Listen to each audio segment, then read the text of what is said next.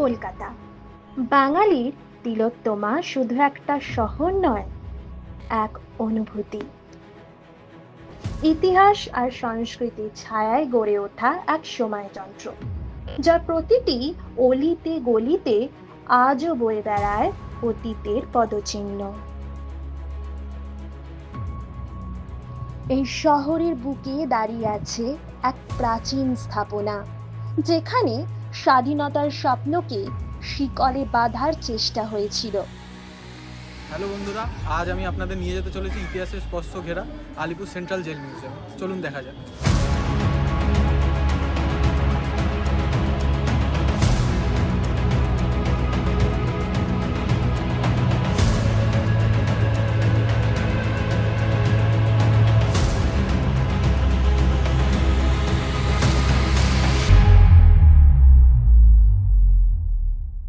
বিংশ শতাব্দীর শুরু, 1906 সাল ব্রিটিশরা নির্মাণ করলো এই কারাগার।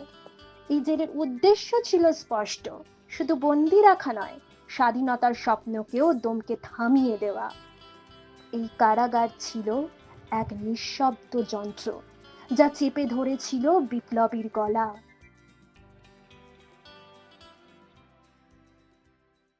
এই হচ্ছে সেই স্মরণীয় ফাঁসির মঞ্চ, যেই ফাঁসির মঞ্চে ভারতের অনেক মহান বিপ্লবীরা প্রাণ দিয়েছে শুধু আমাদেরকে স্বাধীন করতে, শুধু আমাদেরকে সেই স্বাধীনতা স্পর্শ ছোঁয়াতে তারা প্রাণ দিয়েছে। তাদের মধ্যে অন্যতম ছিলেন ক্ষুদিরাম বসু, যিনি 1908 সালের 11ই আগস্ট আলিপুর বোমা মামলায় অভিযুক্ত ছিলেন। তিনি ছিলেন ভারতের স্বাধীনতার একটা প্রতীক, একটা আদর্শ, যিনি আমাদেরকে অনেক বেশি ইন্সপায়ার করেন নেক্সট জেনারেশনকে।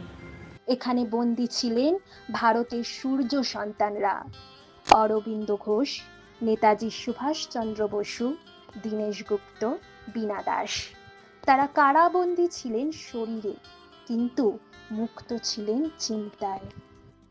আমার মৃত্যু হলে কেঁদো না, বরং চোখে আগুন নিয়ে এগিয়ে চলো।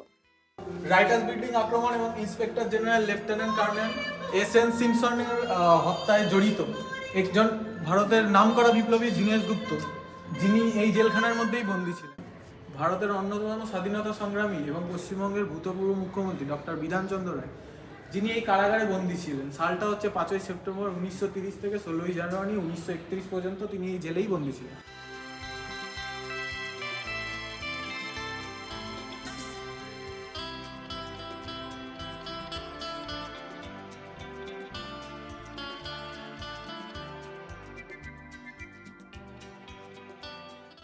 উনিশশো আট সালের আলিপুর বোমা মামলা ইতিহাসের এক অনন্য মোড়।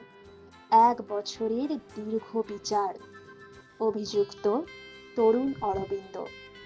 জেলে বসে তিনি হয়ে উঠলেন যোগী, দার্শনিক, জাতির ভবিষ্যৎ কণ্ঠ। তিনি ছিলেন একজন ভারতীয় দার্শনিক, যোগগুরু, মহর্ষি এবং কবি এবং ভারতীয় জাতীয়তাবাদী। তিনি একজন সাংবাদিকও ছিলেন, যিনি বন্দে মাতরমের মতো সংবাদপত্র সম্পাদনা করতেন। তিনি ভারতীয় স্বাধীনতা আন্দোলনে যোগ দেন এবং 1910 সাল পর্যন্ত প্রভাবশালী নেতাদের মধ্যে অন্যতম ছিলেন। তারপরে তিনি আধ্যাত্মবোধে নিজের জীবনটা উৎসর্গ করেন। আজাদিন ফৌজের নেতৃত্ব প্রদানকারী এবং ভারতের বীর স্বাধীনতা সংগ্রামী নেতাজি সুভাষচন্দ্র বোস, তিনি এই কারাগারের পিছনেই বন্দী ছিলেন একটি সময়টা হচ্ছে 23শে জানুয়ারি 1930 সাল থেকে 23শে সেপ্টেম্বর 1930 সাল। তার কারণটা হচ্ছে ইনি আইন অমান্য করেছিলেন দেখেই তাকে নিষ্ঠুরভাবে এই কারাগারের পিছনে বন্দী করে দেওয়া হয়েছিল। অথচ তিনি ছিলেন আমাদের ভারতের একজন বীর, স্বাধীনতা সংগ্রামের জন্য তিনি অনেক লড়াই করেছিলেন।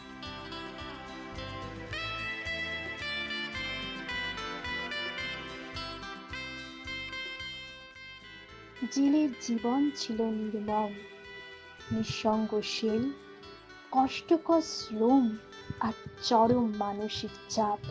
তবুও একটি বারও নত হননি তারা। এই সেলে আমরা লিখেছি, পড়েছি, স্বপ্ন দেখেছি। আমরা জানতাম এটা শেষ নয়, এটাই শুরু এক নতুন অধ্যায়ের। 1923 সাল ভারতের আলিপুরের অন্ধকার কারাগারে বন্দী ছিলেন একজন বিপ্লবী কবি কাজী নজরুল ইসলাম। তার অপরাধ শুধু এইটুকুই ছিল, তিনি শোষণ এবং অত্যাচারের বিরুদ্ধে কলম ধরেছিলেন। তাই জন্যেই তাকে এই কারাগারে বন্দী থাকতে হয়েছিল। দেশের স্বাধীনতার জন্য যে এরকম কত স্বাধীনতা সংগ্রামী জেলে বন্দি, কারাগারে বন্দি ছিলেন, তা আমরা ইতিহাস না জানলে কখনো হয়তো জানাই হতো না। ভারতের অন্যতম শ্রেষ্ঠ কবি আর স্বাধীনতা সংগ্রামী কাজী নজরুল ইসলামের একটি কাব্যগ্রন্থ হল সঞ্চিত।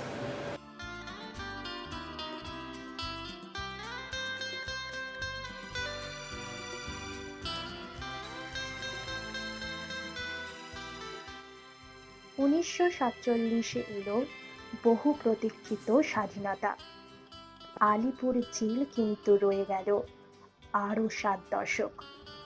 শেষে 2019 সালে কারাগারের দুয়ার বন্ধ হলো চিরতরে। কিন্তু ইতিহাস তো থেমে থাকে না। 2022 সালে এই স্থান ফিরে এলো নতুন রূপে, আলিপুর জেল সংগ্রহশালা হিসেবে। একটি জীবন্ত ইতিহাস, যেখানে প্রতিটি ইটে লেখা আছে আত্মত্যাগের গল্প।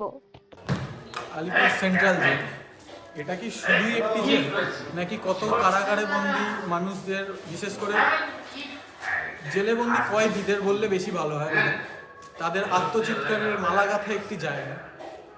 তারা সত্যি ইংরেজদের হাতে কত নির্মমভাবে অত্যাচারিত হয়েছে, এবং তাদের দোষ শুধু এইটুকুই ছিল যে তারা আমাদের ভারত মাতাকে মুক্ত করতে চেয়েছিল, ভারতের মধ্যে আনতে চেয়েছিল স্বাধীনতার একটি গুণগান, স্বাধীনতার একটি আলোড়ন। তারা আমাদের পরবর্তী যে জেনারেশন, তাদেরকে মুক্ত করার জন্য নির্মমভাবে অত্যাচার হয়েছিল ইংরেজদের এবং অনেক শোষিত মানুষদের হাত থেকে আমাদেরকে বাঁচানোর জন্য। তাদের দোষ শুধু কেবল এইটুকুই ছিল যে তারা চেয়েছিল একটি স্বাধীনতার মুহূর্ত এবং অনুভূতি করতে। সত্যি ভাবলেও অবাক লাগে, এই জায়গাটা একসময় সত্যিকারের অনেক কারাগারে বন্দি বিপ্লবীরাই বন্দি ছিল, আজ শুধু একটি ইতিহাসের ভাঙা প্রাচীর মাত্র। সত্যি নির্মমভাবে যে অত্যাচারিত হয়েছিল, এটি শুধুমাত্র একটি গল্পগুচ্ছ না, সত্যিকারের প্রমাণস্বরূপ রয়েছে এই ভগ্নপ্রায় ইতিহাসের স্মৃতিসঙ্গ। সত্যি যে কত বিপ্লবী এরকমভাবে ইংরেজদের হাতে অত্যাচারিত হয়েছে, প্রাণ হারিয়েছে শুধুমাত্র মুক্ত করার দাবিতে, ভারত মাতাকে মুক্ত করার জন্য। তার প্রমাণস্বরূপ রয়েছে সেই সমস্ত প্রমাণ, স্কাল্পচার, যেগুলো এরকম নির্মমভাবে অত্যাচারিত হয়েছে সেই ইংরেজদের হাতে, যারা আমাদের ভারতবর্ষের মানুষদের বিন্দুমাত্র সম্মানটুকু দিত না। আজ এই প্রাঙ্গণে হাঁটেন হাজারো দর্শনার্থী।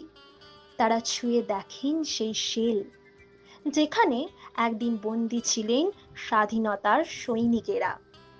ডিজিটাল এক্সিবিট, অডিও ট্যুর, ইতিহাস সংবলিত দলিল, সবই বলছে একটাই কথা: স্বাধীনতা ছিল অর্জন, কোনো দান নয়।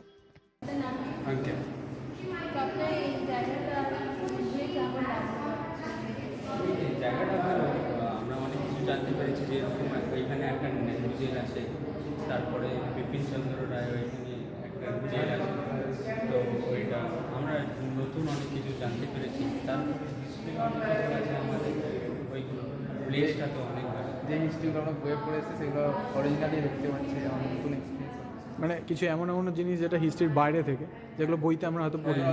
জানতে পারি না বা ভুলেও যেতে পারি। যেরকম আমরা জানতাম না নেহরু, জওয়াহরলাল নেহরু এই জেলে থাকতেন। হ্যাঁ হ্যাঁ, এগুলো হয়তো ইতিহাসে মেনশনই করেনি আমাদের। অনেক কিছু জানি না, এইখানে এসে জানতে পেরেছি। তো ওল্ড কালচারটাই যেমন বিভিন্ন দেবতার হচ্ছে ছবি টবি আছে, এগুলো নতুন যে ফুটে আসছে, এখনও যে বেঁচে আছে। তা কথাটা হচ্ছে, জায়গাটা জেনে আপনাদের কেমন লাগলো? জায়গার place is fantastic actually. Historical নাকি? যাদের হিস্ট্রি সম্বন্ধে একটু ভালোবাসা, আগ্রহ আছে। জায়গাটাও ভালো, এখন হয়তো মেনটেন করছে, এরকম হয়তো জায়গা ছিল না যখন জেল ছিল, কিন্তু অনেক ভালো জায়গা, অনেক কিছু এক্সট্রা দেখছি সবার জন্য এটা আজ আর এই প্রাচীর কাউকে বন্দি রাখে না, তবু এখানকার বাতাসে ভেসে আসে ফিসফিস করা বলা গল্প, সংগ্রামের, আত্মত্যাগের, ভালোবাসার, আর এমন এক ভারতের যে নিজেই নিজের ভাগ্য লিখেছিল। এই জায়গা আমাদের মনে করিয়ে দেয়, স্বাধীনতা চাওয়া যায় না, স্বাধীনতা ছিনিয়ে আনতে হয়, কেড়ে নিতে হয় নিজেদের অধিকার।